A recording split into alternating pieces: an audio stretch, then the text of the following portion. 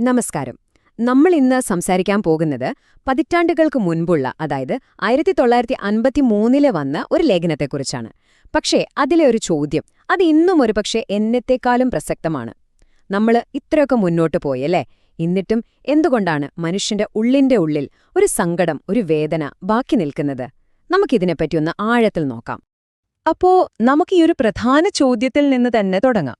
ഒന്നാലോചിച്ചു നോക്കൂ, നമ്മൾ ചന്ദ്രനിൽ വരെ പോയി, ലോകത്തുള്ള എന്ത് വിവരവും നമ്മുടെ വിരൽത്തുമ്പിലുണ്ട്. എന്നിട്ടും എന്തുകൊണ്ടാണ് നമ്മുടെയൊക്കെ ഉള്ളിൽ ഒരുതരം ശൂന്യത, ഒരു തൃപ്തിയില്ലായ്മ അനുഭവപ്പെടുന്നത്? ഈയൊരു വിഷയം, ആ വേദനയുടെ കാരണം എന്താണെന്ന് കണ്ടെത്താനാണ് നമ്മളെ സഹായിക്കുന്നത്. ഇന്നത്തെ നമ്മുടെ ഈ യാത്ര എങ്ങനെയാണ് മുന്നോട്ടു പോകുന്നതെന്ന് ഞാൻ പറയാം. ആദ്യം നമ്മളിന്ന് അനുഭവിക്കുന്ന ഈ പ്രതിസന്ധി ശരിക്കും എത്ര വലുതാണെന്ന് മനസ്സിലാക്കാൻ ശ്രമിക്കും. പിന്നെ ഇതിന്റെയൊക്കെ കാരണം എന്താണെന്ന് ആഴത്തിൽ പരിശോധിക്കും. അതിനുശേഷം പഴയകാലത്തെ ജ്ഞാനത്തിൽ ഇതിന് വല്ല പരിഹാരമുണ്ടോ എന്ന് നോക്കും. യഥാർത്ഥ മനുഷ്യത്വത്തിലേക്കുള്ള വഴി ഏതാണെന്ന് നമ്മൾ കണ്ടെത്തും. അവസാനം ആ ഒരു വെളിച്ചം, ആ ഒരറിവ് എങ്ങനെ നമ്മുടെയൊക്കെ ജീവിതത്തിന്റെ ഭാഗമാക്കാമെന്നും സംസാരിക്കും.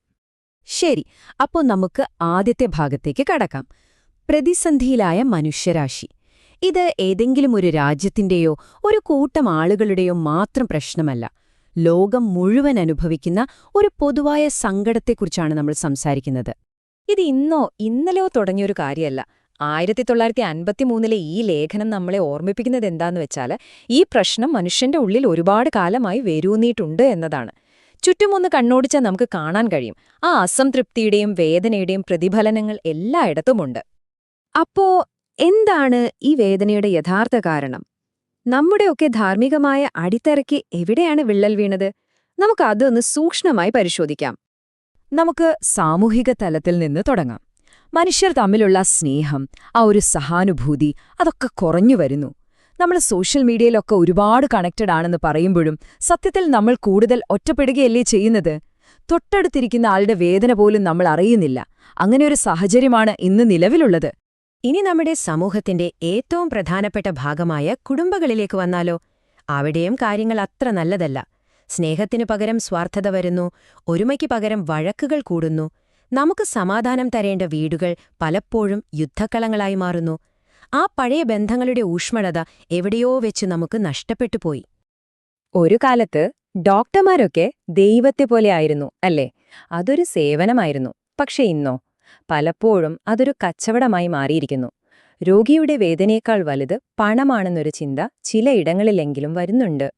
രാഷ്ട്രീയത്തിലും ഇതേ അവസ്ഥ തന്നെയാണ്. ജനങ്ങളെ സേവിക്കുക എന്ന വലിയ ആശയം മാറി സ്വന്തം കാര്യങ്ങളും അധികാരവും നേടാനുള്ള ഒരു വഴിയായി രാഷ്ട്രീയം മാറി. ഇത് കാരണം നേതാക്കളിലും സിസ്റ്റത്തിലുമുള്ള ജനങ്ങളുടെ വിശ്വാസം തന്നെ ഇല്ലാതാവുകയാണ്. ഇതിലെ ഏറ്റവും വലിയൊരു വിരോധാഭാസം എന്താണെന്ന് വെച്ചാൽ, മനുഷ്യനെ നന്മ പഠിപ്പിക്കേണ്ട മതം പോലും പലപ്പോഴും വെറുപ്പിനും ക്രൂരതയ്ക്കും ഒരു മറയായി ഉപയോഗിക്കപ്പെടുന്നു എന്നതാണ്. ഇത് ശരിക്കും ആത്മീയതയുടെ ആത്മാവിനെ തന്നെ ചോദ്യം ചെയ്യുന്ന ഒരു കാര്യമാണ്. അപ്പോ ചുരുക്കിപ്പറഞ്ഞാൽ, ഈ പ്രശ്നം ഏതെങ്കിലും ഒരു സ്ഥലത്ത് ഒതുങ്ങി നിൽക്കുന്നില്ല. നമ്മുടെ സമൂഹത്തിലും കുടുംബത്തിലും ആരോഗ്യരംഗത്തും രാഷ്ട്രീയത്തിലും മതത്തിലുമെല്ലാം, ജീവിതത്തിന്റെ എല്ലാ മേഖലകളിലും ഈയൊരു ധാർമ്മികമായ തകർച്ച പടർന്നു പിടിച്ചിരിക്കുകയാണ്. ഇത്രയും നേരം നമ്മൾ സംസാരിച്ചത് ഈ പ്രതിസന്ധിയുടെ ആഴത്തെക്കുറിച്ചാണ്. ഇനി നമുക്കിതിനൊരു പരിഹാരം വേണ്ടേ? അപ്പോ സംസാരത്തിന്റെ ഗതി മാറ്റാം. നമുക്ക് ഇരുട്ടിൽ നിന്ന് പ്രതീക്ഷയുടെ ഒരു വെളിച്ചത്തിലേക്ക് നീങ്ങാം. ഈ വലിയ പ്രതിസന്ധിക്ക് ഉത്തരം എവിടെയാണ്? രസകരമായ കാര്യം, 1953 ഈ ലേഖനം തന്നെ ഒരു പുരാതന ഗ്രന്ഥത്തിലേക്കാണ് വിരൽ ചൂണ്ടുന്നത്, ഭഗവത്ഗീതയിലേക്ക്. ഇരുട്ടിൽ നിന്ന് വെളിച്ചത്തിലേക്ക് നമ്മളെ നയിക്കാൻ കഴിവുള്ളൊരു വഴികാട്ടിയായി ഗീതയാണ് ഇവിടെ അവതരിപ്പിക്കുന്നത്. ഇനി നമുക്ക് ഗീത പറയുന്ന പ്രായോഗികമായ പരിഹാരങ്ങൾ എന്തൊക്കെയാണെന്ന് നോക്കാം. ഇത് വെറും ഫിലോസഫി മാത്രമല്ല, നമുക്ക് ജീവിതത്തിൽ പകർത്താൻ പറ്റുന്ന വ്യക്തവും ശക്തവുമായ ഒരു ആക്ഷൻ പ്ലാനാണ്. മനുഷ്യത്വത്തെ തിരിച്ചുപിടിക്കാനായി ഗീത മുന്നോട്ടുവെക്കുന്ന 3 പ്രധാന കാര്യങ്ങളാണിത്. ഒന്നാമത്തേത്, നമ്മുടെ ഉള്ളിലുള്ള നന്മയെ, അതായത് ദയ, സത്യസന്ധത പോലുള്ള മൂല്യങ്ങളെ നഷ്ടപ്പെടാതെ കാത്തുസൂക്ഷിക്കുക. രണ്ടാമത്, ക്ഷമ, ധൈര്യം പോലുള്ള നല്ല ഗുണങ്ങളെ നമ്മൾ മനഃപൂർവ്വം വളർത്തിയെടുക്കുക. മൂന്നാമത്, എനിക്ക് എന്ത് തിരിച്ചു കിട്ടും എന്ന് ചിന്തിക്കാതെ മറ്റുള്ളവർക്കു വേണ്ടി നിസ്വാർത്ഥമായി സേവനം ചെയ്യുക. അപ്പോ എന്താണ് യഥാർത്ഥ മനുഷ്യത്വം? അത് നമ്മുടെ കയ്യിലുള്ള പണമോ സ്ഥാനമോ ഒന്നുമല്ല, മറിച്ച് നമ്മുടെ ഉള്ളിൽ നമ്മൾ വളർത്തുന്ന ദൈവികമായ ഗുണങ്ങൾ. നിർഭയത്വം, കരുണ, ക്ഷമ, അങ്ങനെയുള്ള ഗുണങ്ങൾ. അതാണ് നമ്മുടെ യഥാർത്ഥ അളവുകോൽ. നോക്കൂ, ഇവിടെ 2 വഴികൾ വളരെ വ്യക്തമാണ്.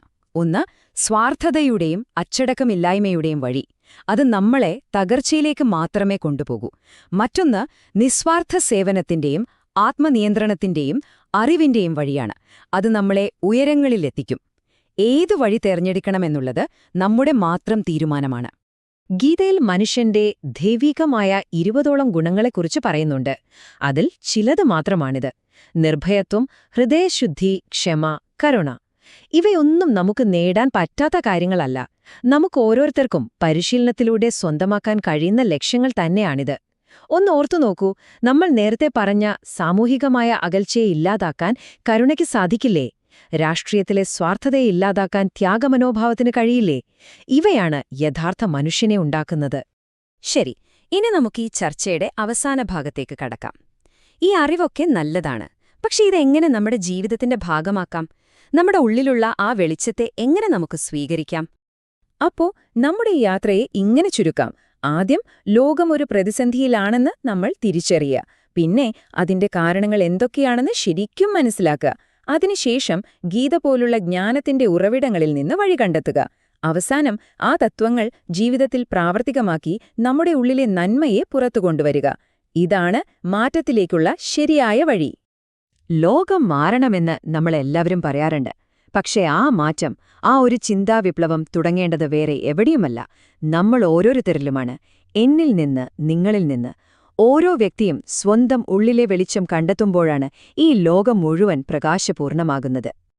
അപ്പോൾ ഈ ഒരു ചോദ്യം നിങ്ങൾക്കായി വിട്ടുതന്നുകൊണ്ട് ഞാൻ നിർത്തുകയാണ്.